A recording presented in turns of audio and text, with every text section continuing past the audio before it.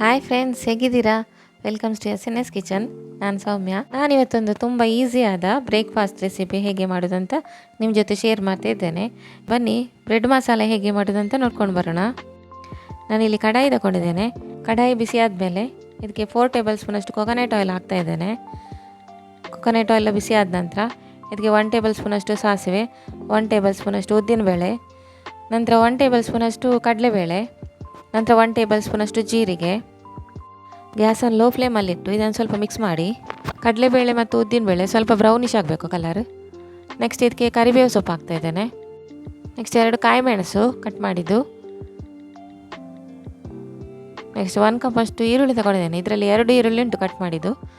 ಆಮೇಲೆ 2 ಟೊಮೆಟೊ, ಆಮೇಲೆ 1 ದೊಡ್ಡದು ಕ್ಯಾಪ್ಸಿಕಮ್ ಕಟ್ ಮಾಡಿ ಹಾಕ್ತಾ ಇದ್ದೇನೆ. ನೆಕ್ಸ್ಟ್ ರುಚಿಗೆ ತಕ್ಕಷ್ಟು ಉಪ್ಪು ಹಾಕ್ತಾ ಇದ್ದೇನೆ.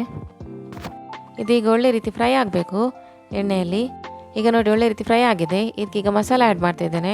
1 ಟೇಬಲ್ ಸ್ಪೂನಷ್ಟು Kashmir red chilli powder, 2 table ಸ್ಪೂನಷ್ಟು garam masala powder, 1 table spoon ಜೀರಿಗೆ powder, 1 table spoon turmeric powder, 2 table spoon red chilli powder ಹಾಕ್ತಾ ಇದ್ದೇನೆ ಖಾರಕ್ಕೆ.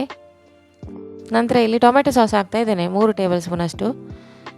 ಟೊಮೆಟೊ ಸಾಸ್ ಇಲ್ಲದಿದ್ದರೆ ನೀವು ಟೊಮೆಟೊ ಹಣ್ಣನ್ನೇ ಜಾಸ್ತಿ ಯೂಸ್ ಮಾಡ್ಬೋದು, ಅದು ಕೂಡ ಸೇಮ್ ಟೇಸ್ಟ್ ಕೊಡ್ತದೆ.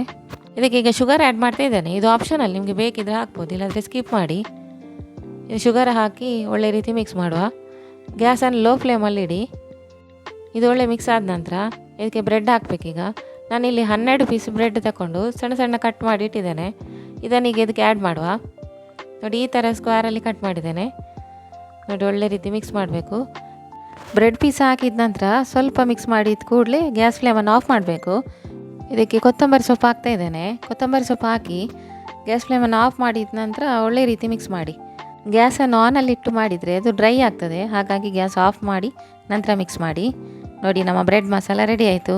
ಹೇಗಾಗಿದೆ? ಸೂಪರಾಗಿ ಬಂದಿದಲ್ಲ. ಬೆಳಿಗ್ಗೆ ಬ್ರೇಕ್ಫಾಸ್ಟಿಗೆ, ನಂತರ ಸಂಜೆ ಟೀ ಟೈಮ್ಗೆ ಸೂಪರಾಗಿರ್ತದೆ. ಬಿಸಿ ಬಿಸಿಯಾಗಿ ಸರ್ವ್ ಮಾಡಿ. ಫ್ರೆಂಡ್ಸ್, ನೀವು ಕೂಡ ಒಮ್ಮೆ ಟ್ರೈ ಮಾಡಿ, ಆಮೇಲೆ ನನಗೆ ಕಮೆಂಟ್ಸಲ್ಲಿ ತಿಳಿಸಿ ಹೇಗಾಗಿದೆ ಅಂತ. ಫ್ರೆಂಡ್ಸ್, ನನ್ನ ಈ ರೆಸಿಪಿ ಇಷ್ಟ ಆದಲ್ಲಿ ಒಂದು ಲೈಕ್ ಮಾಡಿ, ಶೇರ್ ಮಾಡಿ, ಫ್ಯಾಮಿಲಿ ಫ್ರೆಂಡ್ಸಿಗೆಲ್ಲ ಶೇರ್ ಮಾಡಿ. ಆಮೇಲೆ ಸಬ್ಸ್ಕ್ರೈಬ್ ಮಾಡಲು ಮರಿಬೇಡಿ. ಮತ್ತಷ್ಟು ರೆಸಿಪಿಯೊಂದಿಗೆ ಸಿಗ್ತೇನೆ. Thanks for watching. Take care.